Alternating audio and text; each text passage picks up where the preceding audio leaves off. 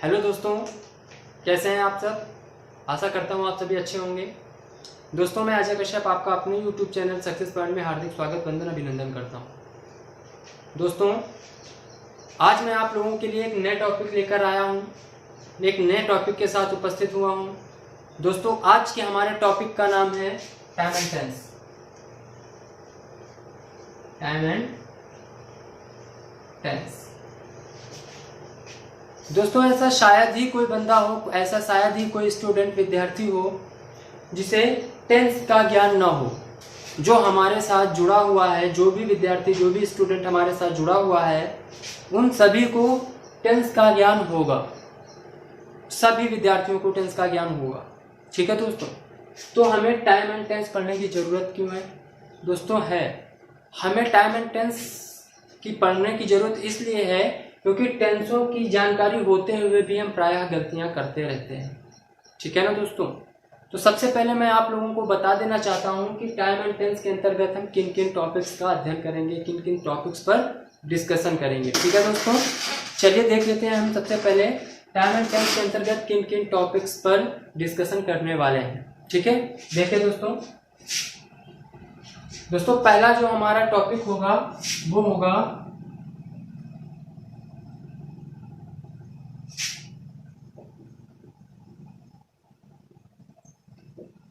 Problem of tenses.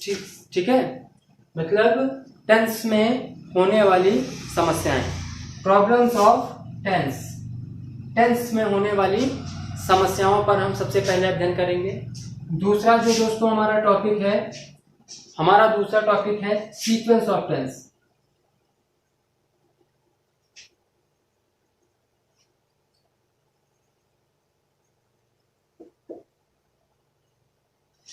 क्या है दोस्तों? Sequence of tense.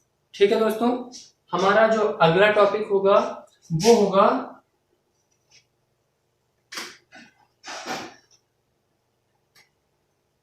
Conditional sentence. क्या होगा दोस्तों? हमारा जो अगला टॉपिक होगा दोस्तों वो होगा कंडीशनल सेंटेंस। ठीक है दोस्तों, तो हमारा जो आज का टॉपिक है वो है टाइम एंड टेंस के अंतर्गत आने वाला पहला टॉपिक। कौन सा पहला टॉपिक है दोस्तों?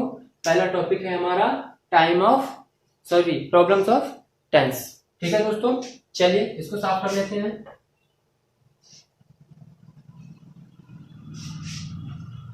चलिए दोस्तों, प्रॉब्लम ऑफ टेंस, इस टॉपिक पर आगे बढ़ने से पहले सबसे पहले मैं उन दोस्तों से, उन मित्रों से, उन फ्रेंड्स से, उन स्टूडेंट से, उन विद्यार्थियों से रिक्वेस्ट करना चाहता हूं जो हमारे चैनल पर नए नए आए हैं, जो नए नए जुड़े हैं, प्लीज हमारे चैनल को लाइक करें, सब्सक्राइब करें और कमेंट करें। ठीक है दोस्तों, अगर वीडियो हमारा पसंद आए तो अपने मित्रों को शेयर करें ताकि हमारी अपलोड होने वाली वीडियो की नोटिफिकेशन आप तक और आपके मित्रों तक आराम से पहुंच सके।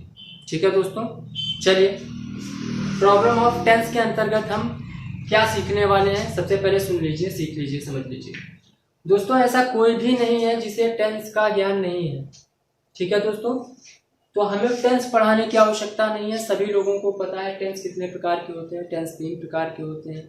कौन कौन से 3 प्रकार के होते हैं? प्रेजेंट, पास्ट और फ्यूचर। सभी व्यक्तियों को, सभी विद्यार्थियों को पता है कि टेंस 3 प्रकार के होते हैं। फिर इनके भी 4-4 भाग होते हैं, सभी लोगों को पता है। ठीक है दोस्तों, तो प्रॉब्लम ऑफ टेंस के अंतर्गत हम केवल उन बिंदुओं को, उन टेंसों को पढ़ेंगे जिनमें प्रायः हम क्या करते हैं? मिस्टेक्स करते रहते हैं। ठीक है, चलिए देख लेते हैं वो टेंस कौन कौन से हैं जिनमें हम गलतियां करते हैं। देखिए दोस्तों, पहला हमारा जो टॉपिक है वो है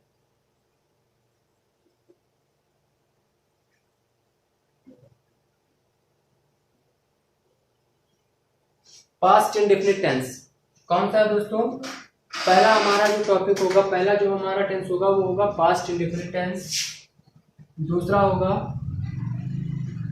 पास्ट परफेक्ट टेंस। ठीक है दोस्तों, तीसरा हमारा होगा पास्ट परफेक्ट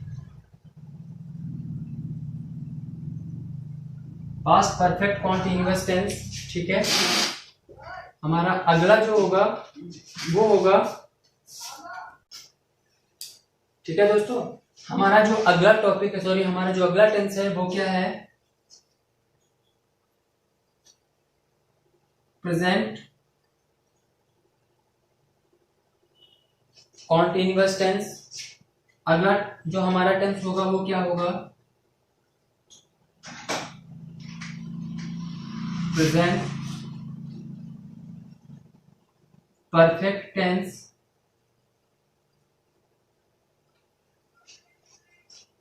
नेक्स्ट हमारा जो टेंस होगा वो क्या होगा, प्रेजेंट परफेक्ट कॉन्टिन्यूअस टेंस। ठीक है दोस्तों, और हमारा जो अगला टेंस होगा वो होगा फ्यूचर परफेक्ट टेंस। ठीक है दोस्तों, तो दोस्तों प्रॉब्लम ऑफ टेंस के अंतर्गत हम केवल इन्हीं 7 टेंसों का अध्ययन करने वाले हैं। ठीक है दोस्तों, कौन से 7 टेंस हैं देख लीजिए। पहला है हमारा पास्ट इंडेफिनिट टेंस, दूसरा है पास्ट परफेक्ट टेंस, तीसरा है पास्ट परफेक्ट कॉन्टिन्यूअस टेंस, चौथा है प्रेजेंट कॉन्टिन्यूअस टेंस, पांचवा है प्रेजेंट परफेक्ट टेंस, छठा है प्रेजेंट परफेक्ट कॉन्टिन्यूअस टेंस, और हमारा लास्ट और 7वां है फ्यूचर परफेक्ट टेंस। ठीक है दोस्तों तुम में से कई विद्यार्थी ऐसे भी होंगे जो कह रहे होंगे सर टेंस पढ़ाने की आवश्यकता नहीं है, हमें तो टेंस आते हैं। तो दोस्तों मुझे भी पता है आप सभी लोगों को टेंस अच्छे से आते हैं, सभी लोग अच्छे से सेंटेंसेस कर लेते हैं, बना लेते हैं। ठीक है दोस्तों, लेकिन यहाँ पर कुछ प्रॉब्लम्स आती हैं। पास्ट इंडेफिनिट टेंस में कुछ ऐसी प्रॉब्लम्स आती हैं जहाँ जनरली हम लोग क्या करते हैं, गलतियाँ करते रहते हैं। ठीक है ना दोस्तों, वो गलती, ठीक है ना दोस्तों, पास्ट इंडेफिनिट के अंतर्गत थोड़ी थोड़ी प्रॉब्लम्स आती हैं, छोटी छोटी प्रॉब्लम्स आती हैं जिन्हें प्रायः हम क्या करते हैं, गलतियां करते रहते हैं। ठीक है, वो गलतियां हमसे ना हो, इसलिए हमें टाइम एंड टेंस के अंतर्गत इन टॉपिक्स का अध्ययन करना पड़ेगा। ठीक है दोस्तों, चलिए देख लेते हैं पहला हमारा जो टेंस है वो क्या है।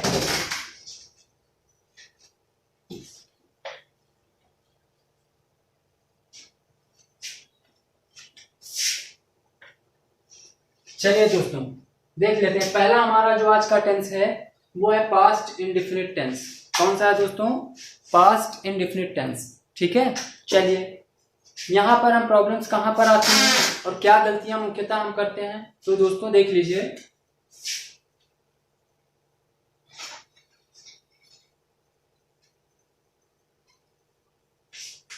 दोस्तों यहां कुछ ऐसे वर्ड्स हैं जिनका प्रयोग यदि वाक्य में हुआ हो तो वाक्य केवल और केवल किस टेंस में बनाया जाता है, केवल और केवल पास्ट इंडेफिनिट टेंस में बनाया जाता है। वो वर्ड कौन कौन से हैं देख लीजिए दोस्तों। कुछ वर्ड्स जैसे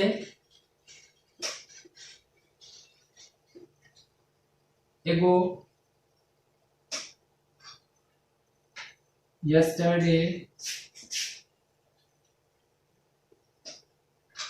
recently, last, previous,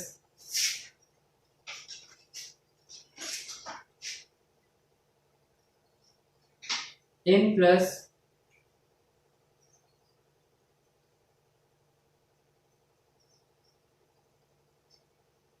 years name. ठीक है दोस्तों, कौन कौन से वर्ड्स हैं दोस्तों देख लीजिए। वर्ड्स हैं हमारे एगो, yesterday, recently, last, previous, in plus years name. यदि वाक्य में दोस्तों इनका प्रयोग हुआ होता है, ठीक है दोस्तों, यदि वाक्य में इनका प्रयोग हुआ होता है तो वाक्य हमेशा किस में बनाया जाता है, हमेशा पास्ट इंडेफिनिट टेंस में बनाया जाता है। ठीक है दोस्तों, इसमें 2 वर्ड्स और हैं दोस्तों, वो वर्ड कौन कौन से हैं ध्यान दीजिएगा। वो वर्ड्स हैं हमारे, एक तो वर्ड है हमारा इट इज टाइम, ठीक है दोस्तों, और दूसरा है हमारा दोस्तों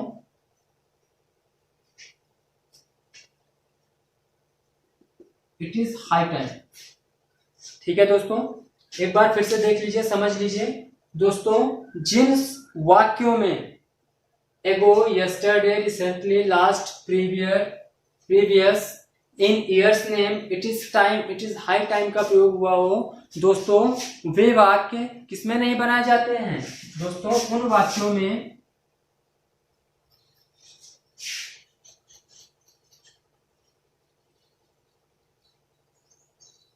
वाक्यों में has, have, had, main verb की फर्स्ट फॉर्म का प्रयोग नहीं किया जाता है। ठीक है दोस्तों, कहां पर मेन वर्ब की फर्स्ट फॉर्म का हैज, हैव और हैड का प्रयोग नहीं किया जाता है? जिन वाक्यों में एगो, yesterday, recently, last, previous, in years name, it is time and it is high time का प्रयोग हुआ हो दोस्तों, उन वाक्यों में हैज, हैव, हैड या मेन वर्ब की फर्स्ट फॉर्म का प्रयोग नहीं किया जाता है, बल्कि वाक्य सदैव किसमें बनाया जाता है? बल्कि वाक्य सदैव पास्ट इंडेफिनिट टेंस में बनाया जाता है। किसमें बनाया जाता है दोस्तों? पास्ट इंडेफिनिट टेंस में बनाया जाता है। ठीक है,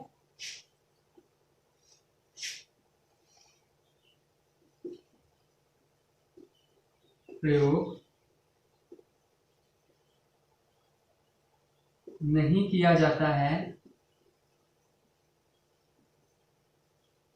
बल्कि वाक्य को पास्ट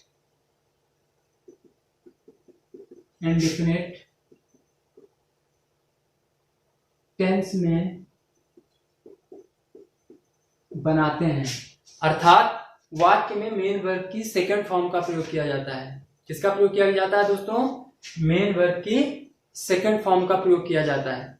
ठीक है दोस्तों, समझ आ गया? दोस्तों, अगर आप लिखना चाहें तो हमारे वीडियो को पॉज करके आप अपनी कॉपी पर इसे नोट डाउन कर सकते हैं। ठीक है दोस्तों, फिलहाल हम इसको इरेज कर रहे हैं। समझ लीजिएगा एक बार फिर से, जिन वाक्यों में एगो, yesterday, recently, last, previous, it is time, it is high time and in plus years name का प्रयोग हुआ हो दोस्तों, उन वाक्यों को हैज, हैव, हैड यानी परफेक्ट के किसी टेंस में और प्रेजेंट के इंडेफिनिट टेंस में नहीं बनाते हैं, बल्कि उस वाक्य को केवल और केवल पास्ट इंडेफिनिट टेंस में ही बनाया जाता है। ठीक है दोस्तों, चलिए देख लेते हैं कैसे।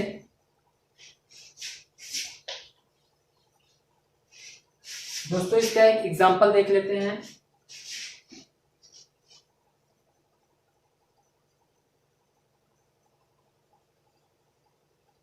चेतन Bhagat has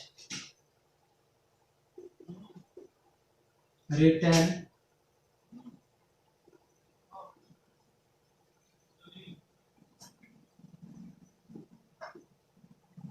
half girlfriend recently।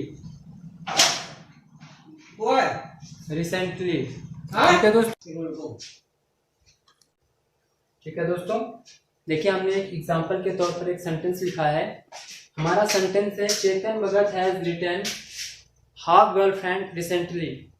दोस्तों, ये सेंटेंस हमारा गलत है।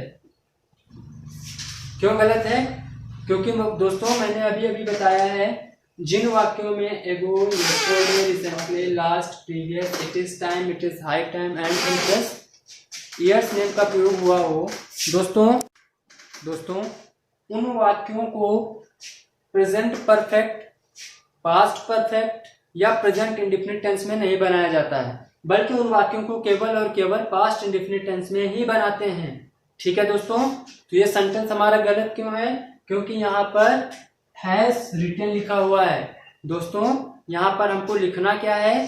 दोस्तों, यहाँ पर हमको मेन वर्ब की सेकंड फॉर्म का प्रयोग करना है। किसको लिखना है? मेन वर्ब की सेकंड फॉर्म का प्रयोग करना है। हैज, हैव, हैड का प्रयोग नहीं होना है। तो हमारा सेंटेंस क्या बनेगा दोस्तों? हमारा सेंटेंस बनेगा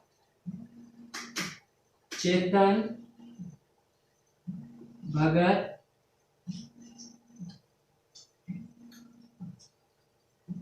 wrote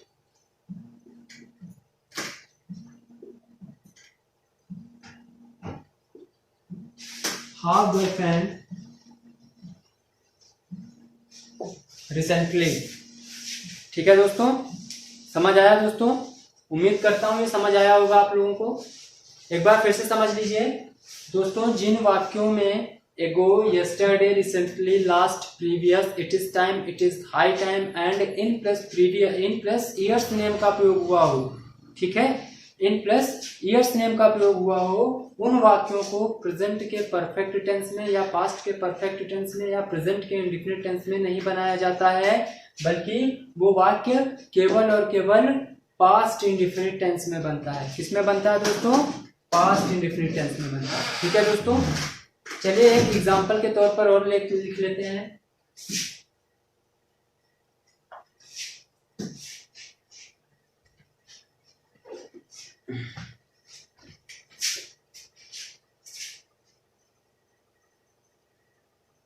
It is time that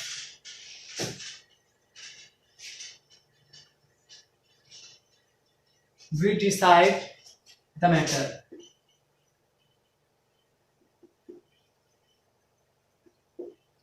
ठीक है दोस्तों, हमने सेंटेंस लिखा दोस्तों, it is time that we decide the matter. दोस्तों ये सेंटेंस हमारा गलत है, ये सेंटेंस हमारा गलत है। क्यों गलत है? क्योंकि दोस्तों मैंने बताया जिन वाक्यों में it is time, it is high time, एगो, recently, previous, last, in plus years name का प्रयोग हुआ होता है दोस्तों, वो वाक्य पास्ट इंडेफिनिट टेंस में बनते हैं। दोस्तों इस वाक्य में देखिए प्रारंभ में ही इट इज टाइम का प्रयोग हुआ है दोस्तों, तो जाहिर सी बात है दूसरा वाक्य जो हमारा होगा वो प्रेजेंट के इंडेफिनिट में तो बन ही नहीं सकता और ना ही किसी परफेक्ट में बनेगा। किस में बनेगा दोस्तों? वो केवल और केवल पास्ट इंडेफिनिट टेंस में बनेगा। ठीक है, तो क्या सेंटेंस बन जाएगा? It is time that we decided the matter. ठीक है सर, चलिए उम्मीद करता हूं ये आपको समझ आ गया होगा।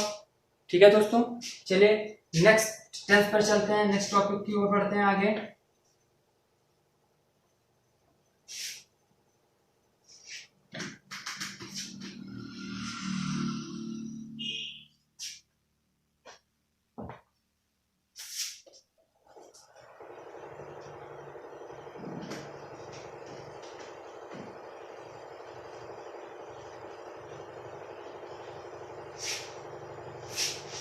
चलिए दोस्तों देख लेते हैं हमारा पास्ट परफेक्ट टेंस। दोस्तों पास्ट परफेक्ट टेंस भी आप सभी लोगों को अच्छे से आता है, किसी प्रकार की कोई प्रॉब्लम नहीं होनी है। ठीक है दोस्तों, मुझे पता है, लेकिन फिर भी थोड़ी सी जो प्रॉब्लम्स आती है, जो मोस्टली बच्चों में आती है, ठीक है, अरे आप में नहीं आती है मैं समझ रहा हूँ, लेकिन कई लोगों में आती है, कई बच्चे ऐसी गलतियाँ करते हैं। वो गलतियाँ क्या है देख लीजिए दोस्तों।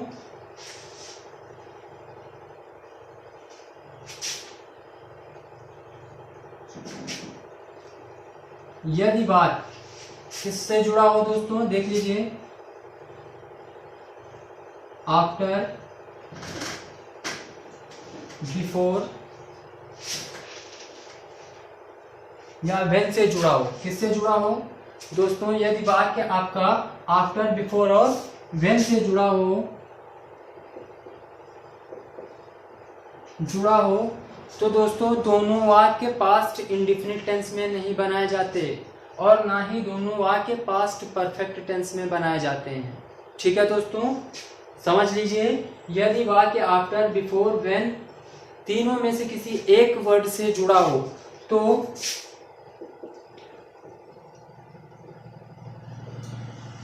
दोनों वाक्य क्या नहीं किए जाते हैं, दोनों वाक्य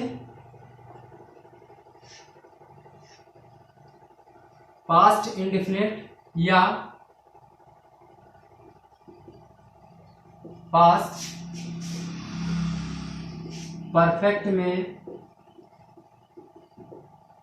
नहीं बनाए जाते हैं। ठीक है दोस्तों, समझ लीजिए, यदि वाक्य आफ्टर, बिफोर, व्हेन से जुड़ा हो तो दोनों वाक्य ना ही प्रेजेंट पास्ट इंडेफिनिट में बनाए जाएंगे और ना ही पास्ट परफेक्ट टेंस में बनाए जाएंगे। तो बनाए कैसे जाएंगे? तो दोस्तों समझ लीजिए, यदि वाक्य आफ्टर या बिफोर से जुड़ा हो, यदि वाक्य आफ्टर या बिफोर में से किसी एक वर्ड से जुड़ा हो तो एक वाक्य पास्ट इंडिफिनिट टेंस में और दूसरा वाक्य पास्ट परफेक्ट टेंस में बनाया जाएगा। ठीक है दोस्तों, एक वाक्य पास्ट इंडिफिनिट टेंस में और दूसरा वाक्य पास्ट परफेक्ट टेंस में बनाया जाएगा। लेकिन दोस्तों प्रॉब्लम आती है कि कौन सा वाक्य पास्ट इंडिफिनिट टेंस में बनाया जाएगा और कौन सा वाक्य पास्ट परफेक्ट टेंस में बनाया जाएगा। तो दोस्तों समझ लीजिए, पहले तो मैं आपको सीधे सीधे बताता हूं, जिस वाक्य में कार्य पहले समाप्त हो रहा हो, जिस वाक्य में कार्य पहले संपन्न हो रहा हो, ठीक है, वो कार्य पास्ट परफेक्ट टेंस में बनाया जाता है। ठीक है दोस्तों, समझ लीजिए फिर से, जो कार्य पहले हो रहा होता है उस कार्य को पास्ट परफेक्ट टेंस में बनाते हैं। किस में बनाते हैं दोस्तों? पास्ट परफेक्ट टेंस में बनाते हैं। लेकिन प्रॉब्लम क्या आती है कि इसको लिखते कहाँ हैं, पहले लिखते हैं या बाद में लिखते हैं? तो दोस्तों ये बहुत आसान है, ये बस हमारे साथ आप जुड़े रहिए, देखते रहिए और समझते रहिए, आपको समझ आ जाएगा। ठीक है, पास्ट परफेक्ट के आफ्टर और बिफोर वाले वाक्यों में आपसे गलती नहीं होने वाली है। पहला देखिए दोस्तों, जो कार्य पहला होता है, जो कार्य पहले हो रहा होता है, ठीक है, उसे किस में बनाते हैं दोस्तों?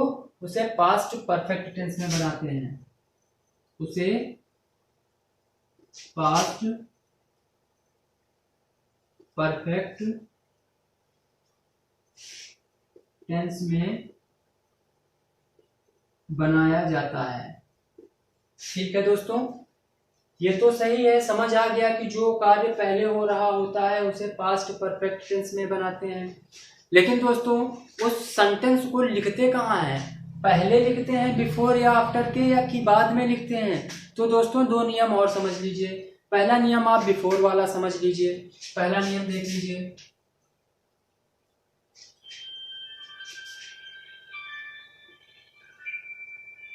अब दोस्तों समझ लीजिए, यदि वाक्य बिफोर से जुड़ा हो, किससे जुड़ा हो दोस्तों?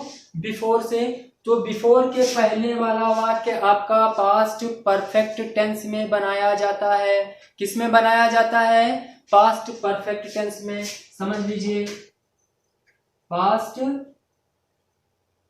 Perfect tense. ठीक है, पास्ट परफेक्ट टेंस का मतलब होता है हैड प्लस मेन वर्ब की थर्ड फॉर्म। ठीक है ना दोस्तों, समझ लीजिए, यदि वाक्य बिफोर से जुड़ा हो तो बिफोर के पहले वाला वाक्य पास्ट परफेक्ट टेंस में बनाया जाता है। जैसे जिसमें पास्ट परफेक्ट टेंस में हैड प्लस मेन वर्ब के थर्ड फॉर्म का प्रयोग किया जाता है। दूसरा वाक्य क्या कैसे बनता है?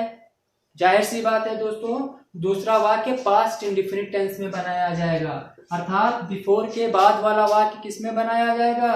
बिफोर के बाद वाला वाक्य पास्ट इंडिफिनिट टेंस में बनाया जाएगा।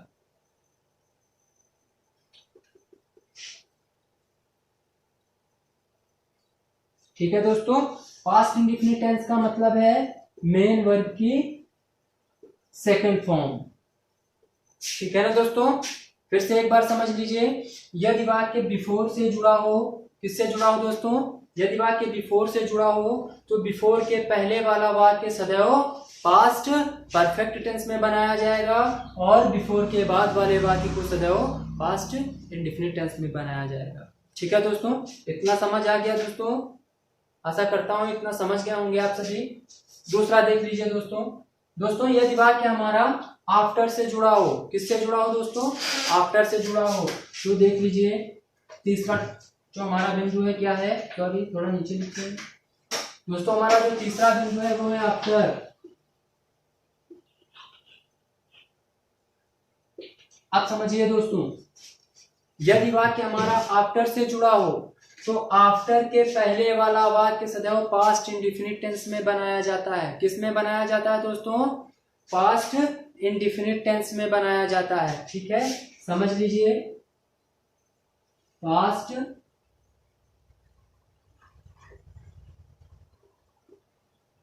पास्ट इंडिफिनिट टेंस बोले तो मेन वर्ब की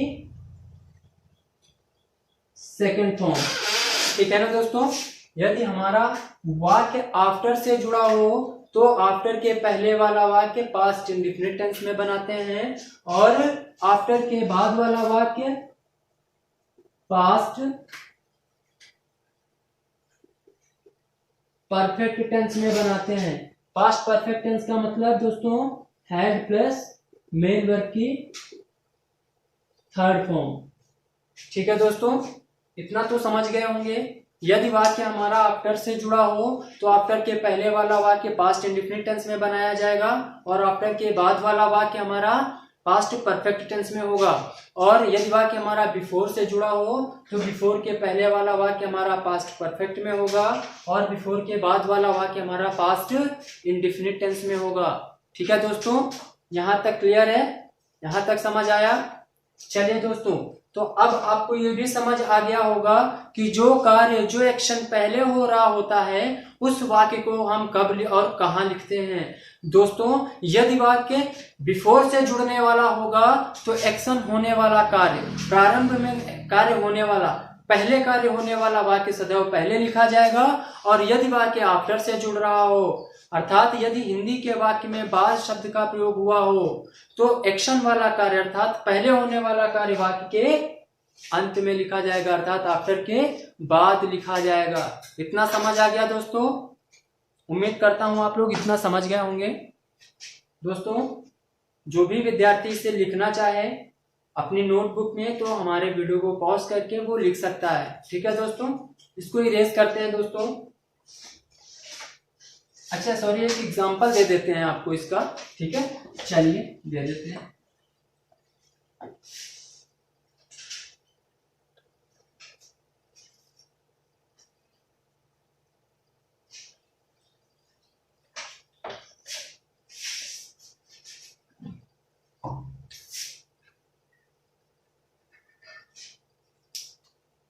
देखिए दोस्तों, एग्जांपल देख लीजिए।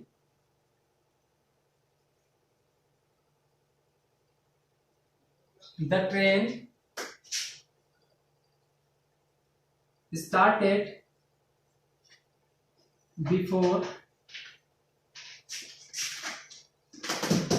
the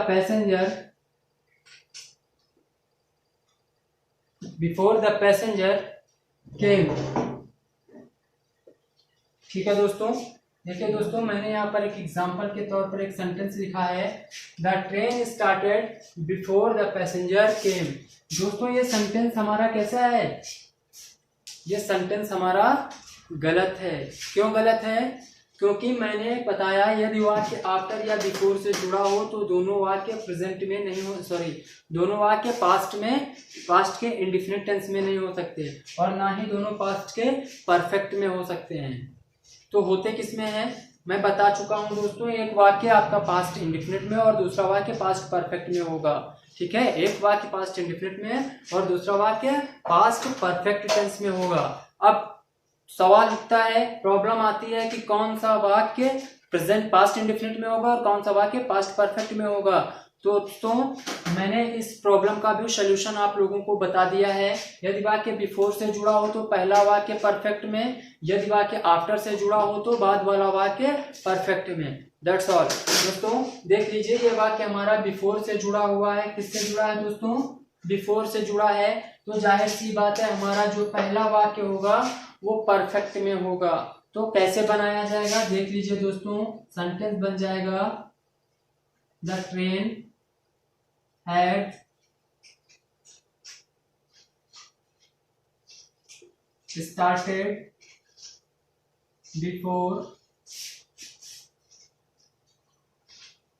the passengers came। ठीक है दोस्तों, आशा करता हूं इतना आप लोग समझ गए होंगे। इतना तो समझ ही गए होंगे दोस्तों। चलिए दोस्तों, इसको साफ कर लेते हैं।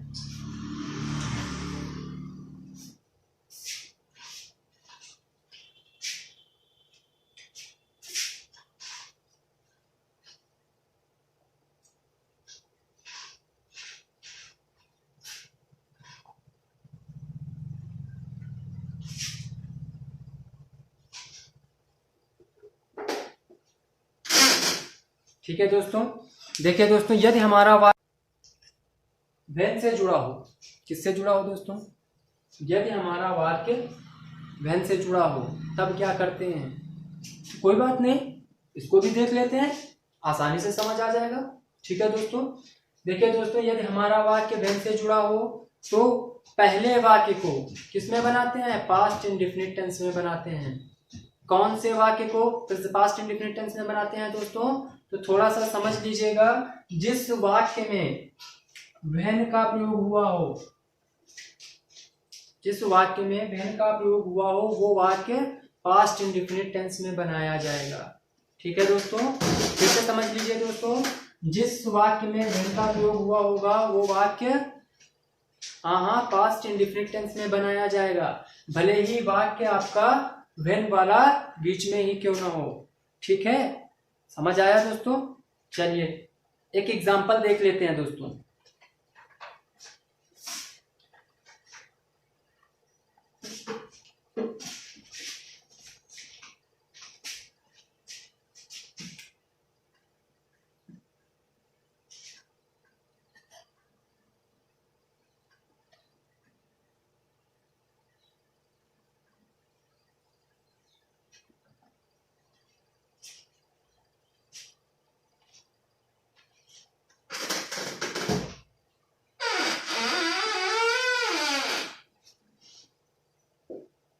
देखिए दोस्तों, मैंने सेंटेंस लिखा I met Ram when I had gone to Agra. दोस्तों बताइए हमारा सेंटेंस सही है कि गलत, कैसा है दोस्तों, हमारा सेंटेंस ये गलत है। क्यों गलत है दोस्तों, गलत इसलिए है क्योंकि मैंने आप लोगों को बताया जिस वाक्य में वेन जुड़ा होता है, ठीक है दोस्तों, जिस वाक्य में वेन जुड़ा होता है वो वाक्य आपका पास्ट इंडेफिनिट टेंस में होता है, ना कि पहले वाला।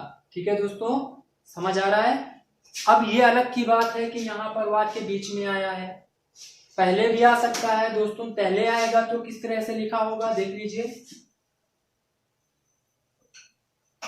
When I had gone to Agra, comma, I met Ram. I met Ram. दोस्तों ये सेंटेंस भी हमारा कैसा है, ये सेंटेंस भी हमारा गलत है। ठीक है ना दोस्तों, क्यों गलत है दोस्तों, वो गलत इसलिए है क्योंकि जिस वाक्य में वेन का प्रयोग हुआ होता है वो वाक्य हमेशा पास्ट इंडेफिनिट टेंस में बनाया जाता है। ठीक है, तो अगर हम सेंटेंस को बनाएं तो कैसे बनेगा दोस्तों, देख लीजिए, पहले यही वाला सेंटेंस देख लेते हैं। वेन आई हैड गॉन के स्थान पर क्या लगाएंगे दोस्तों, वेन। वेन आई वेंट, कहां गया, to Agra. When I went to Agra, comma, I had met Ram. ठीक है दोस्तों, सेंटेंस हमारा क्या बनेगा, when I went to Agra I had met Ram. ठीक है दोस्तों, क्या बना, when I went to Agra I had met Ram. ठीक है दोस्तों, इसी तरह ये सेंटेंस भी हमारा ऐसे ही बनेगा, क्या बनेगा, I had met Ram when I went to Agra. ठीक है दोस्तों, वेन की पोजीशन नहीं मायने रखती है, पोजीशन कहीं भी हो सकती है, वाक्य के प्रारंभ में भी हो सकती है और मिडिल में भी हो सकती है। प्रॉब्लम कहां पर आती है हमारे लिए, प्रॉब्लम ये आती है कि हमें ये समझना है कि पोजीशन चाहे जहां हो, वेन के बाद वाला वाक्य हमेशा कैसा होगा, पास्ट इंडेफिनिट टेंस में होगा। समझ आ गया दोस्तों, आशा करता हूं दोस्तों इतना आप लोगों को समझ आ गया होगा। समझ गया ना दोस्तों, चलिए इसको साफ कर लेते हैं।